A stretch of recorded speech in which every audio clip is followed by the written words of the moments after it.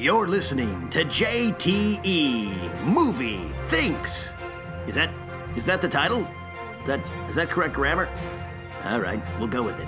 It's a show about movies and thinking. And now, here's your host, every man's hero, JTE. Hey everybody, what is going on? Welcome to another episode of JTE Movie Thinks. Once again, this is another special episode. First, I want to thank everybody for tuning in to last week's episode where we covered The Killer with Mr. Finstock, or Tom, who used to be Finstock, and Mr. Ellis. That was one of my favorite episodes because I got to see one of my favorite movies of all time. This week is another special episode because usually I bring out some of my friends in the entertainment industry, and we just talk movies. This week, I actually got somebody I grew up with, somebody I watched movies with when I was a kid who got to discover all the movies I grew to love. My cousin, who's visiting from the East Coast, Mr. Chris Remillard. I know him as my primo. Chris, say hi to everybody. How you doing, everybody? There you go. What a perfect hello. That was nice. Yeah, that was good. So, primo, you got to see some of the behind the scenes this week. You got to see me doing the Schmoes Know Show a little bit. You came right towards the end, but you got to meet the crew. You actually got to sit in a box office breakdown.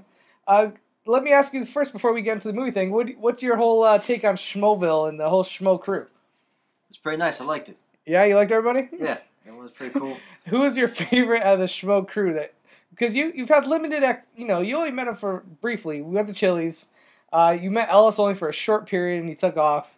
But you got to meet Finstock finally at Box Office Breakdown, our box office show. Who was kind of like the one you could see yourself hanging out with the most? Hanging out with the most? Yeah. Definitely Finstock. Definitely Finstock? Yeah. What makes you say that? He just seems to be on the same page with me with a lot of things. Yeah. I know you both definitely have appreciation of the female figure, especially the bottom half. Oh, it's beautiful. I actually enjoy both halves, but the bottom is my favorite. Totally understand. Yeah, man, so I'm glad you had fun so far. It's nice to have some of my family see some of the stuff I do, all the way on the West Coast. So all my family is on the East Coast. So, and you love LA, don't you? Oh, yeah. If it wasn't for my kids, I'd be living out here already. Yeah, I mean, the weather really is what kind of...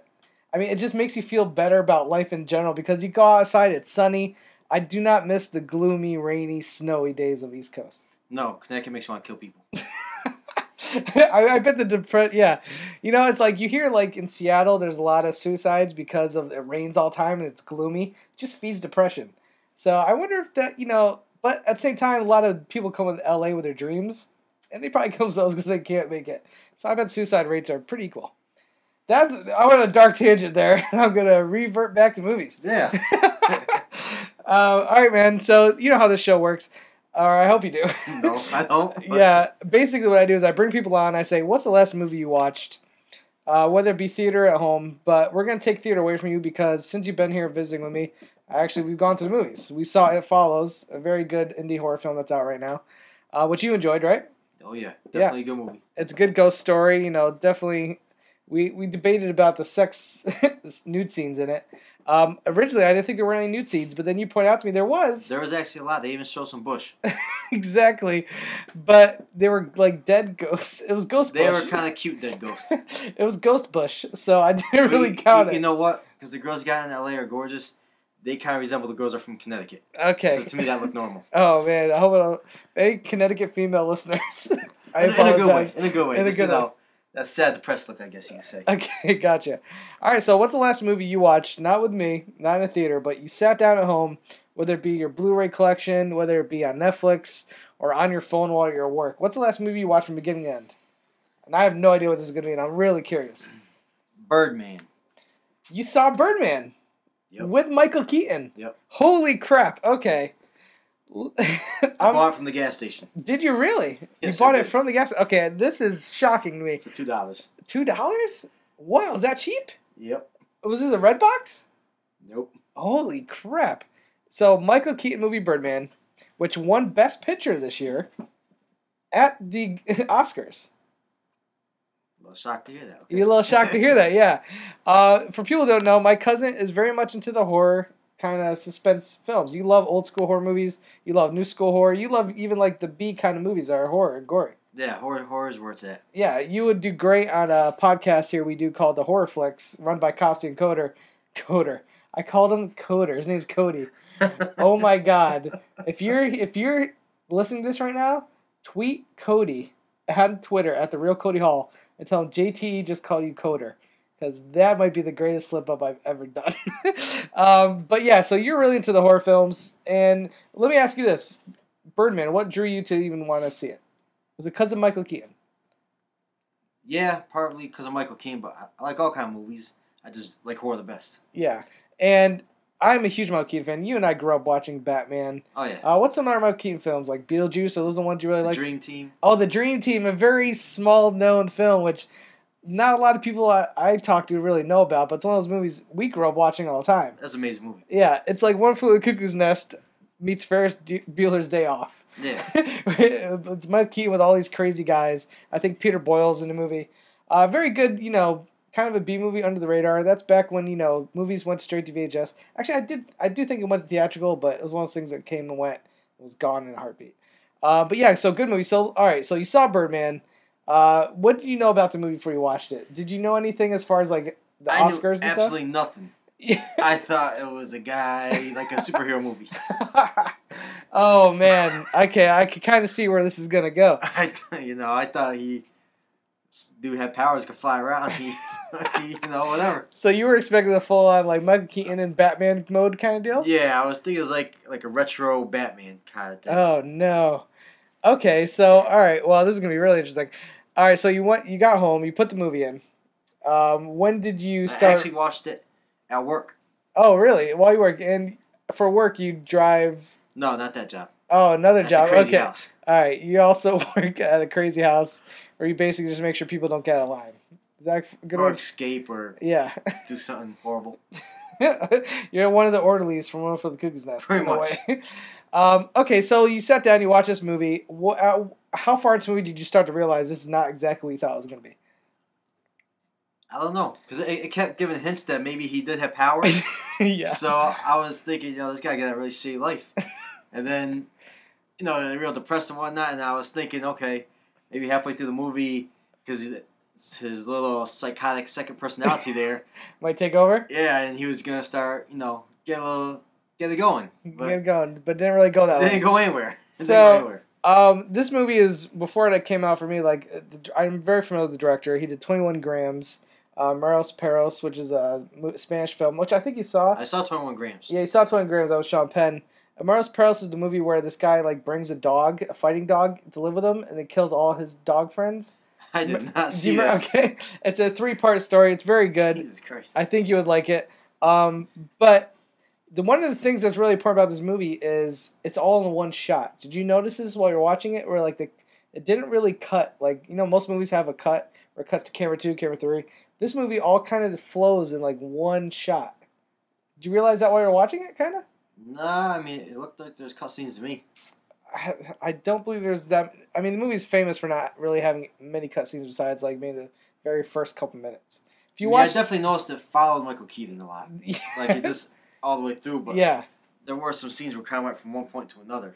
Yeah, it's true. Yes, and the way they did transitions, they used CGI when they couldn't do it in camera, but the movie it gives the movie a certain feel, like you're just kind of behind this guy's shoulder with a camera, and you're just kind of following him all day, which is definitely what you got that feeling of. Yeah. And what did you think of the other actors as far as like Edward Norton? Do you think Edward Norton was good in this? Oh yeah, he played a dick.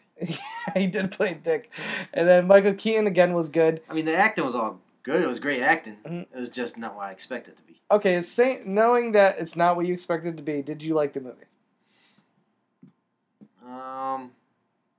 I definitely probably won't ever watch it again. Okay, but you didn't hate your time with it. It was so. I mean, I could have done without ever watching it. Really? Okay, so it's not one of those movies you're like, you watched it, but you were like, afterwards you're like, if I never saw this, it wouldn't have really been any hair off my knuckles. Yeah, I have no idea what that means, but yeah. I never heard that before, but yeah, pretty much, it's just one of, there's some of those movies you watch and you say, hey, it was worth watching one time. Uh-huh. I don't think this was one of them. Wow, see? Now, it's shocking because this movie won Best Picture. Yeah, well, like we talked in your last show, I watch movies to watch them. Yeah. I'm not really into the whole film geekiness. Filming and lighting shit and artsy shit. Yeah. I just like a movie because it's a good movie. You just want to be entertained. Yeah, I'm just watching movies for entertainment. I don't watch them. I don't really care about how you're liking this. Which is very, I totally understand. And if you were to tell me, hey, I want to watch this movie, I would have told you, it's not for everybody. Because I like this movie a lot, and I really enjoyed it, but it didn't make my top 10 of the year. Even though it won Best Picture, it didn't make my top 10, which is usually rare. Usually whatever wins Best Picture, I'm at least in my top 10 movies of the year, or I throw a lot of love at it. But this movie, for me, while I really enjoyed it, the ending made no sense to me. Yeah, that's one thing I got a question about. Can he fly or not? I mean, what the hell was that? I thought he committed suicide, like that was it at the end, because he tried to blow his head off. Yeah. And then his daughter looks up like he's flying, so I'm confused. The whole time, could he really float? No. See, and this is where a lot of people take it different ways. Some people say that he did die on stage, and that everything you see after that is him in the afterlife, or just kind of like a weird afterlife vision of his, which I guess I kind of understand, because none of that, the last 5 minutes of this movie, nothing really makes sense to me of what's happening, and I'm just like, it almost felt like a different world or a dream or something. Yeah, because he definitely shot himself in the head, not in the nose. That's what I said. I watched the movie, I was like, wait, his nose? I was like, dude, it looks like he shot himself straight in the head. Straight in the side of the temple. I mean, you don't come back from that. Yeah, so, what else did I like about this movie? Again, for me, what drew me to this movie more than anything was Michael Keaton. This guy, he was nominated for Best Actor this year. He didn't win, but I'm glad to see him in movies again, because this is one of those guys like I grew up with. Every time he was in a movie, I was excited because I liked him in every movie he was in, even if it was a small part, like in Jackie Brown. He plays like a DA agent. I just like, wow, it was just so great to see him in that movie. I'm really hoping this kind of, because it's an Oscar winner, it gives him a chance to see some other movies. What kind of movies would you like to see him do? Would you like to see him go back, because he did a lot of comedy. Would you like to see him do more comedies, or would you rather see him do more serious stuff like he did in this movie? More comedy. Yeah, and even though I say this is a serious movie, it was kind of a comedy at times with him. I mean, he could do serious movies too, but nothing like this. This was, I mean, it was definitely well done. Yeah, it wasn't like it was a shitty movie. It was just not my kind of movie. That's all. Yeah, I could definitely say there's talent there, and they did a great job doing the movie and acting, but yeah. Just not your type. Nah, I still want to know, can he float? Because there was a part where he was floating in the room meditating. The guy walked in and he was like floating there, but you think the guy like, hey, you're floating, what's going on? Yeah, he looked like he was like, he had the Force or he was the Magneto or something. Yeah, I'm still confused if he can fly or not. I honestly couldn't tell you. I mean, the only thing that says he couldn't fly was that one scene where he jumped off the building. Yeah. But at the end, he gets out of a taxi cab, so it's like he was just daydreaming and he just walks out without paying the guy. Yeah, exactly. So I'm starting to think he cannot fly. He's just fucking crazy. Yeah, I need to watch it again. I have not seen it since I saw it in theaters. I'll send it to you. I don't need it back. Okay. I'm trying to think. Oh, man. So the rumors are Michael Keaton is going to do Beetlejuice Part 2. Is that something you think should be revisited, or do you feel like it should just be one and done? Tim Burton will direct it, too, if it happens. I mean, there's definitely a one-and-done type thing, and then the fact that so much time passed, about 90% of people are going to say, what do you mean Part 2? What the hell's Part 1? Oh, man, I hope that's not true. I love Beetlejuice, but I understand what you're saying. The problem is this new generation. They have no respect for the classics. They have no respect. But here's the thing. The reason why I think he can do it is because of the makeup. You can't tell that he aged that much. Oh, I mean, he could definitely do it. I mean, it's not a question if he could do it or not. I'm sure it'll be a great movie. It's just, what else can you do with Beetlejuice? Part 1 was like, it was one of those movies that was it. It was said and done. They didn't leave it open for Part 2. It was kind of just, everything was done in that one movie. That's true, and it's funny because they even had a cartoon series after that. Do you remember that cartoon series? I sure do. I sure do. Where most of that one took place in the underworld, whereas the movie mainly took place in the real world. Yeah, he was friends with that girl. Yeah. Instead of being like the bad guy, he was like the good guy. But part of me, like, I understand where you're coming from. Like, I feel like it was a one and done. But if they did make another one, I'm gonna go see it. Oh yeah, I would definitely like to see it. Just. But can you see Winona Ryder now? Like, she's older now, she has a kid, and maybe he comes back to like haunt her or bother her, and maybe she has to call him again after all these years. And I don't know what this story would be, but I could see how you could maybe make it work. Or the my real worry is that they're gonna use a crap load of CGI. Yeah.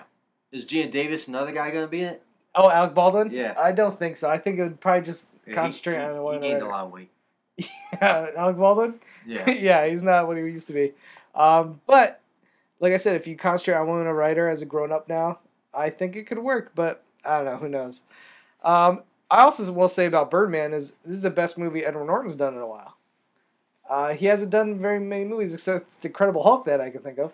Yeah, that was actually really good. He decided to get cocky and fuck that up for himself. Yeah, I know, right? Let's talk about that a little bit. Do you wish Edward Norton stayed as the Hulk, or are you happy with the guy that's playing it now? I liked Edward Norton as the Hulk. I think he would have done a great job. I don't think the guy now is doing a bad job, but I think Edward Norton was definitely better. I feel like the Incredible Hulk is almost like the unwanted stepchild at this point of the Marvel Universe, because everything worked out perfectly.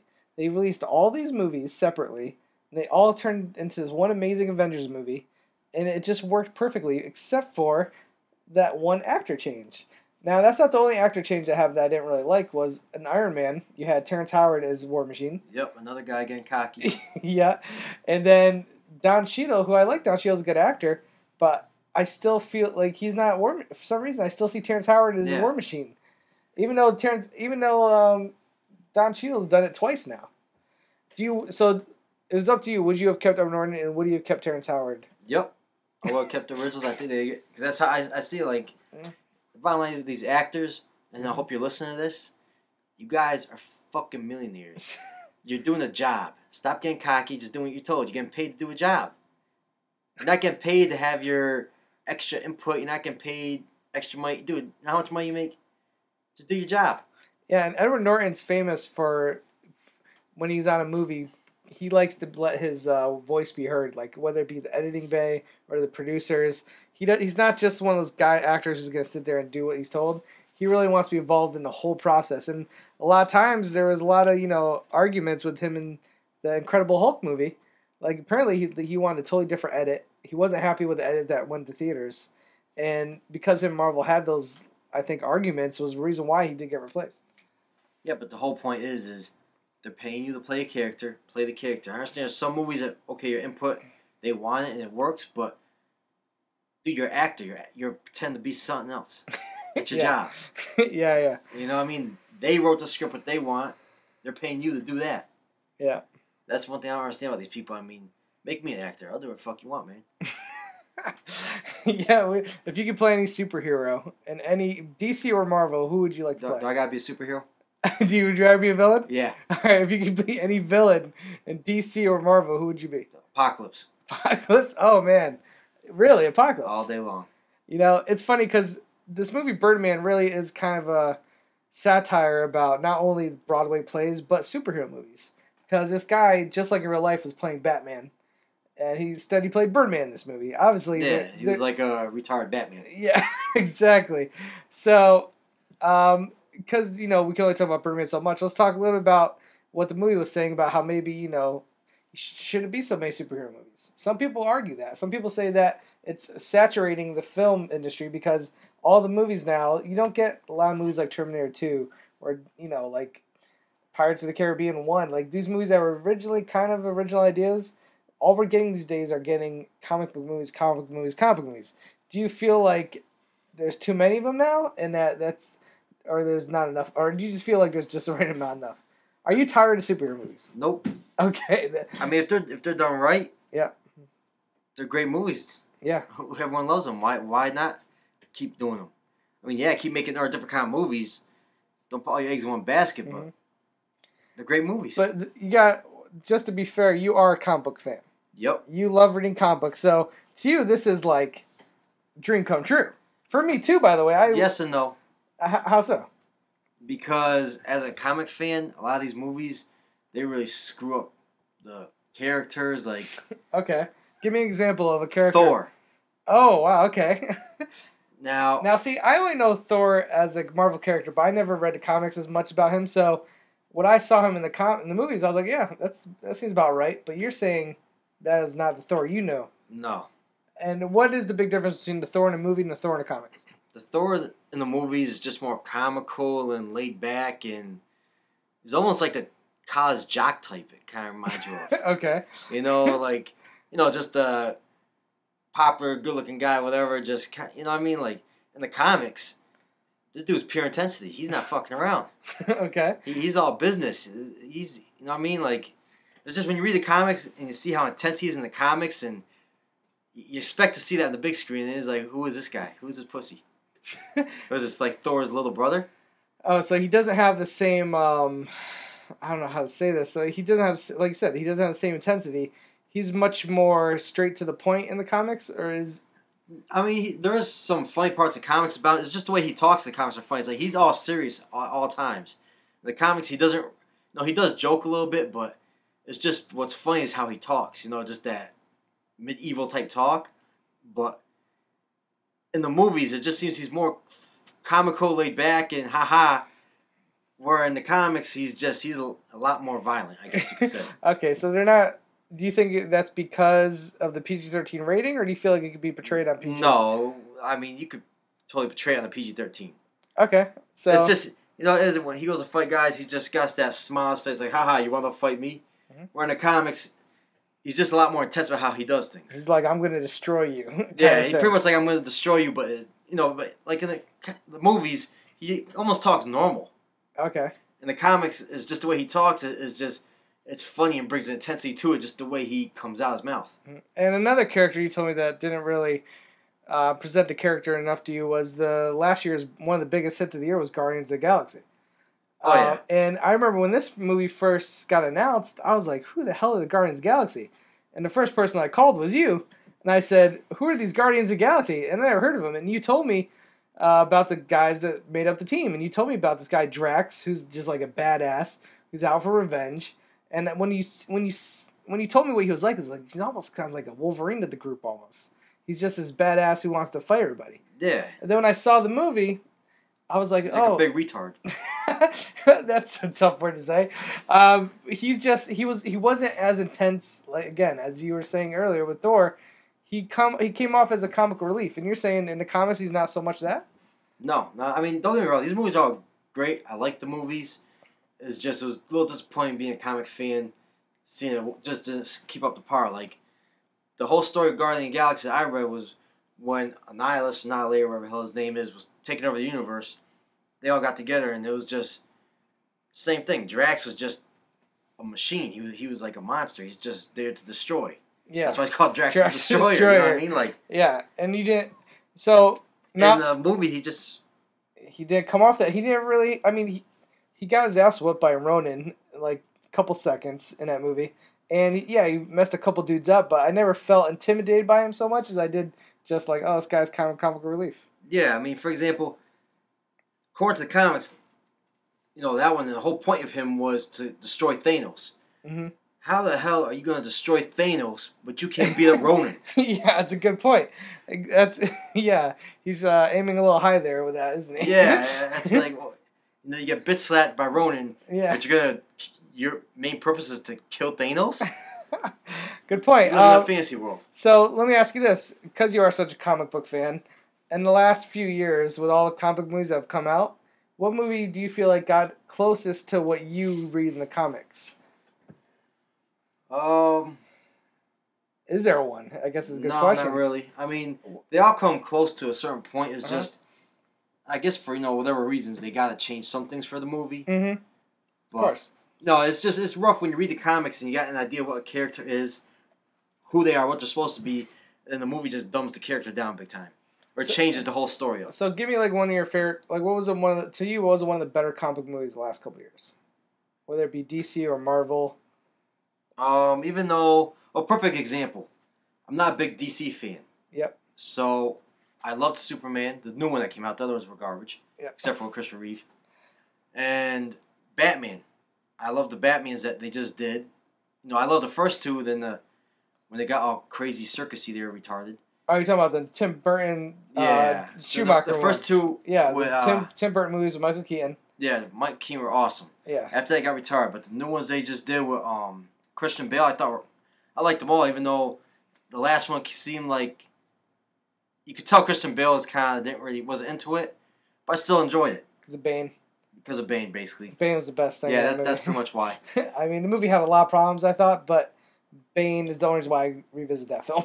But then again, same thing. Comic book fans of that comic, yeah, argued that Superman and that Batman wasn't up to par. Yeah, that's true. Nolan definitely kind of went on a tangent with his own. He took a realistic version of Batman. Yeah. But Batman comics is always that realistic. Exactly. Which I'm really excited about Ben Affleck as Batman and being in this universe with Man of Steel, because we're going to get the most fantastical kind of Batman I think we're ever going to see. We're going to have, there's already rumors that he's going to have like bat drones that can attack you. I think his belt is finally going to be stuff of like technology to a level we've never seen him. He's not going to be quite Iron Man technology, but he's going to be close, I think. He's going to just have crazy gadgets all over the place. It's basically more comic book based Batman. Yeah, I think it's going to be almost like the Arkham games. The Arkham games, he has every freaking toy in the book you can think of. And I think they're finally going to get that. And what a lot of people are saying is we're finally going to see the most martial arts Batman we've ever seen. Because while I love the Nolan movies, the martial arts in those movies were never really good. There wasn't really martial arts. He Yeah. was like a straight boxer. He was like using his arms and knees a little bit. But they weren't shot very well. And even Tim Burton, I mean, his Batman was like punch, walk, punch. Like, it was a one shot, you just keep walking. Just knocking dudes out. Yeah, Haymakers. Left and right. yeah. We're going to see finally a Batman who knows 18 different karates and knows how to take dude down like in 10 seconds. So I'm really excited for that. So yeah, I mean, it's good to hear from a comic book fan, you know, some different aspects of, you know, how these movies are going off. And, you know, on the Popcorn Talk Network, we have a show called DC Movie News. We have a show called Marvel News where they get into this, but it's good to hear somebody who's just a casual fan of not only movies but comics. Well, you're more than a casual fan when it comes to comics. Yeah. But it's good to hear like some of these perspectives. And you're one of the people I like to go to whenever I want to. If I have a question about any of these characters in these Marvel movies, I usually go to you because you seem to know all this stuff. You said it yourself, you're more of a Marvel guy than you are a DC guy. Yep. That being said, do you ever pick up DC comics? Or is it very rare? Very, very rare. And if it is, what is it usually? Is it a Batman, Superman, or? It's usually actually more about the bad guys. Really? Like when Doomsday will have a little mini-series Oh, for himself. Okay. Nice. Killer Croc. Once in a while, we'll pick up a Batman comic or a Superman. Right now, I'm actually picking up the Injustice series. I've been reading that. Mm-hmm. So I just like the whole twist of Superman being a bad guy. So out of the movies that are coming out in the next year or two for comic books, what movies are you really looking forward to the most? Like which one, if I said you had to see either Batman v Superman, Avengers 2, or let's say Xmen Apocalypse, if you only see one of those... You ain't got to ask. Xmen Apocalypse. So you would take Xmen Apocalypse over Batman v Only Superman? Only because Apocalypse is my favorite character. Okay, tell me why Apocalypse is your favorite character. I just love everything about him. He just fucks shit up. He's just pure domination? Yeah, I like the bad. I root for the bad guys. Yeah, and he's probably one of the best bad guys to me. To you, yeah. And I think the love for that came as growing up, we loved the Marvel X-Men cartoon. Yep, and he was my favorite guy. Yeah, the 90s cartoon with, you know, the X-Men, we used to watch every Saturday morning. We would talk about it. It's really where I think our love of X-Men started, right? Would you say? Yeah, off the cartoon. Yeah, off the cartoon. I didn't think we even knew the comics existed. Yeah. We saw that cartoon. And Apocalypse has some of the best lines. Yeah. If you're listening to this, go on YouTube and type in Apocalypse quotes or cartoon quotes.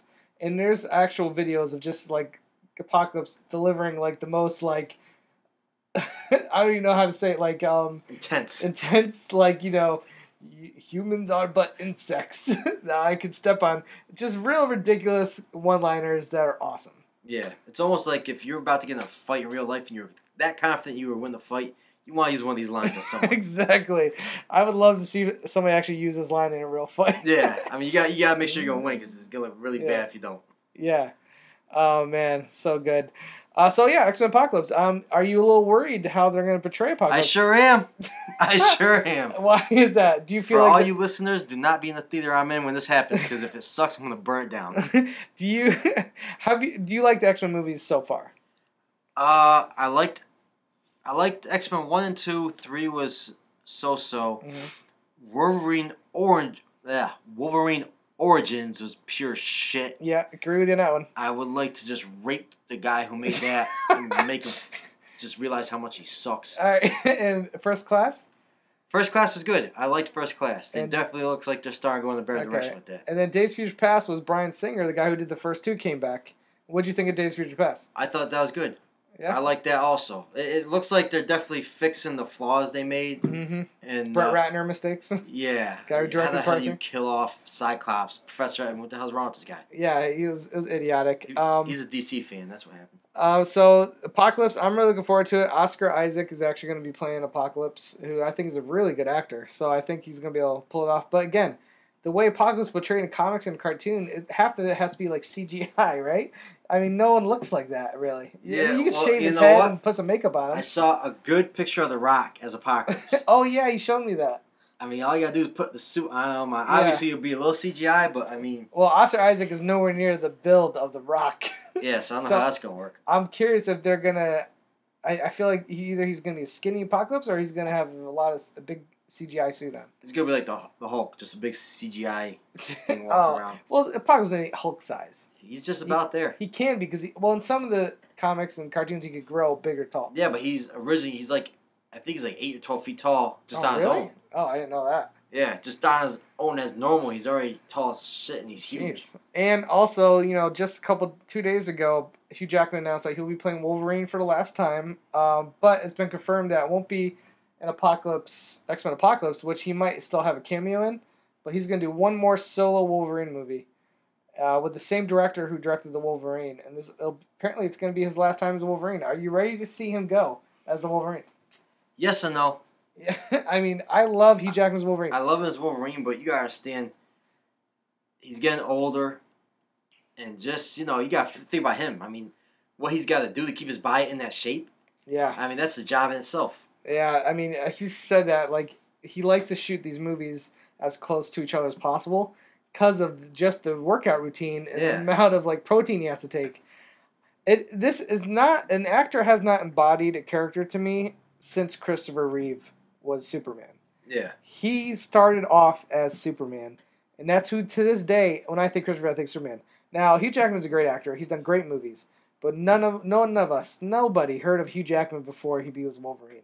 So that's how we were introduced to this actor. And I think whoever comes in after him will do a good job. I'm sure they'll find a great actor. Yeah. But I think he'll always be Wolverine. Today I die, he will always be Wolverine. And I think that's a great thing for him, and it's going to be really sad to see him go. But I understand the character of Wolverine is bigger than just one actor. Because the character was around way before Hugh Jackman was around. Yeah. And he's going to be gone. He's going to be around way after we're all gone. Exactly. I mean, Wolverine's Wolverine. I mean, there's going to be tons of different people playing Wolverine as long as these movies are going on. Yeah. A good friend of mine from Screen Junkies, Nick Mundy, who does great interviews for Screen Junkies and also has a new show coming out with Chris Jericho on Comedy Central, which you should check out. It's going to be hilarious. He tweeted out, I believe yesterday, that now that Jackman is retiring, can we finally get Danzig as Wolverine? And this is something you said to me years ago. Yes. Now, he said it. Now, Nick said, I think you tweeted this as a joke, but you honestly could see him playing Wolverine back in the day. Just by look. Because we all don't know if he's a good actor. Yeah, actually, did you know Danzig was in what's that movie with Christopher Walken with the Angels? Prophecy. The Prophecy. Danzig was in the first Prophecy. He played a very short part. Real quick, for people who don't know who Danzig is, because some of you might not, explain that. He's a rock and roller. He's a guitarist or something. It's kind of like a very bluesy type metal. Okay, and he's been around for a while. He's older. He's up there. Yeah, he actually started in the Misfits. Then he went to Sam Hain. Then he went to Danzig. He also he also makes an opera type album. Oh, really? Like symphony music. Yeah. It's called Black Aurora or something like that. And then he has his own comic line. Yeah. Because his comics are a little too intense, I guess, for the mainstream comics. So he does do a lot of different stuff. Yeah. So I mean, I think it's a fun fan kind of fiction casting. Obviously, he's not going to be Wolverine. No, I mean, in his prime, all you gotta do is just Google the song "Mother" live. Okay. And if you see how he looked then. Yeah, you'll understand. He's short, but he was huge. Yeah. Well, whoever does play Wolverine next, I hope they kind of go for an unknown, just like they did with Christopher Reeve, just like they did with Hugh Jackman, because I think I can't see a big star moving into that role. I'd rather see somebody kind of up and coming or unknown filling in. But I can't wait to see the next Wolverine movie. I really hope he shows up in Apocalypse, because at this point I want as much of Hugh Jackman's Wolverine as I could get before he retires the claws, because to me he is the Wolverine. All right, man. Well, I think this is going to do it for our episode. This was a lot of fun. I'm sorry you didn't like Birdman as much, but it gave us a great way to talk about comic book movies, because that movie does satire the comic book, not only comic book movies, but the industry and kind of where people are going nowadays with these movies. And I knew you'd be great for that because you love comic books and you love comic book movies. Sure do. So it kind of worked out as a great segue. I'm safe to say it won't be your Best Picture winner. Nope. Even though it won Best Picture. But again, you are not, like you said, you just watch movies to be entertained. You're not in it for the art so much. Yeah, I just watch movies to enjoy them. Yeah, just like 90% of the people out there. There's only so many of us are film geeks that go crazy over this stuff. But that being said, I probably would have given Best Picture to either Selma or Whiplash. So that's how I feel. I've never seen it. Yeah, I see exactly. All right, guys. So as usual, you could catch me on Twitter at Schmoes JTE. I do a show every Monday on the Popcorn Talk Network called Box Office Breakdown with Sarah Stratton and Mr. Tom, also used to be known as Mr. Finstock. Also, don't forget to catch every Thursday the live show Schmoes Know from 6 to 8 Pacific time. Watch it live and on YouTube.